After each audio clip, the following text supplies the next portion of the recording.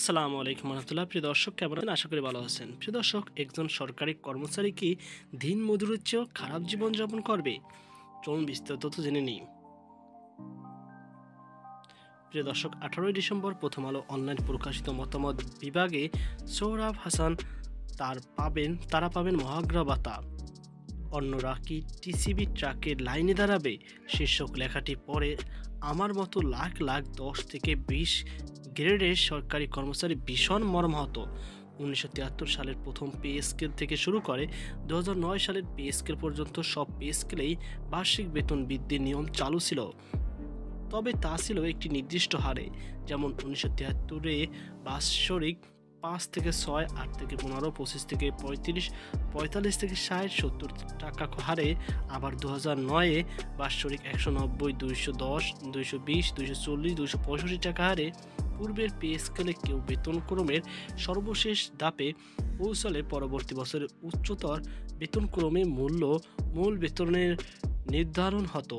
একই পদে 8, 12, 15 বছর চাকরি করলে টাইম স্কেল পাওয়া যেত। এতে সেসব পদে দীর্ঘদিন পদোন্নতি বঞ্চিত থাকলেও আর্থিক সুবিধা পাওয়া যেত। কিন্তু 2015 সালে পে স্কেলের সাময়িকভাবে বেতন দ্বিগুণ হলে দীর্ঘমেয়াদী 10 থেকে 20 গ্রেডের সরকারি কর্মচারীরা মারাত্মকভাবে আর্থিক ক্ষতির শিকার হন। এখন প্রতি বছর বেতন বৃদ্ধি 5% হারে হয়। 2015-র পরবর্তী বাজারে মূল্য বৃদ্ধির হার সবচেয়ে ভালো জানার কথা প্রথম আলো পত্রিকার। সেই সঙ্গে ডিজেল, গ্যাস, বিদ্যুতের দাম কত হারে বৃদ্ধি পেয়েছে সেটারও বিবেচনায় নেবেন। 10 থেকে 20 গ্রেডের সরকারি কর্মচারীরা চাকরি জীবনে একটি পদোন্নতি পেতে ক্ষেত্র বিশেষ 15 থেকে 20, 20 থেকে 25 বছর সময় অতিবাহিত হয়। সচিবালয়ে কর্মরত কর্মচারী ব্যতীত 2015 সালের পে স্কেলে 8 থেকে 12 থেকে 15 বছর চাকরি করলে টাইম স্কেল সুবিধা নেই। আছে 2টি উচ্চতর গ্রেড, যা 10 থেকে 16 বছর একই পদে চাকরি করলে পাওয়া যায়। আবার 2015 সালে পে স্কেলে কেউ বেতনক্রমের সর্বশেষ ধাপে পৌঁছলে তার মূল বেতন আর বৃদ্ধি পায় না। যদি তার আর পদোন্নতি না হয়, তাহলে তাকে বছরের পর বছর বার্ষিক বেতন বৃদ্ধি থেকে বঞ্চিত হতে হবে। এমন অনেক কর্মকর্তা আছেন যারা 5 থেকে 6 বছর বার্ষিক বেতন বৃদ্ধি থেকে বঞ্চিত হয়ে অবসরে গেছেন, অথচ সন্তোষজনকভাবে চাকরিরত সব কর্মকর্তা ও কর্মচারী বার্ষিক বেতন বৃদ্ধির সুবিধা পাবেন। এটা চাকরির বিধি।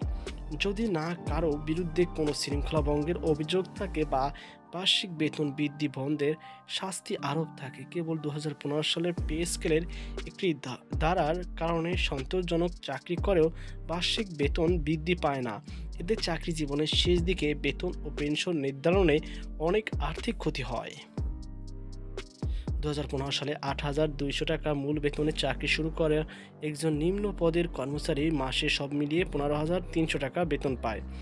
সেই একই কর্মচারী 2024 সালে 12,240 টাকা মূল বেতনে মাসে সব মিলিয়ে 21,000 টাকা বেতন পান। এই হিসাবে আবার বাইরে আরও কম। এর ভিতরে প্রায় 10 বছর অতিবাহিত হয়েছে। এই সময় বাজার মূল্য, ডিজেল, গ্যাস, বিদ্যুতের মূল্য বেতন বৃদ্ধির তুলনা করলে এই কর্মচারী বেতন কমে গেছে। এখন একজন সিএনজি চালক, রাজমিস্ত্রি ও হেল্পার মাসে 30,000 টাকা আয় করেন। একজন 20 গ্রেডের সরকারি কর্মচারীরা কি সিএনজি চালক, রাজমিস্ত্রি, হেল্পার, দিনমজুর চেয়েও খারাপ জীবনযাপন করবে? তাহলে রাষ্ট্রের এই পদে কে চাকরি করতে আসবেন? বেনজির আহমেদ, মতিউর রহমানরা তো সব সরকারি কর্মচারীর প্রতিনিধিত্ব করেন না। তারা রাজনৈতিক আশ্রয় দুর্নীতি করে গেছেন।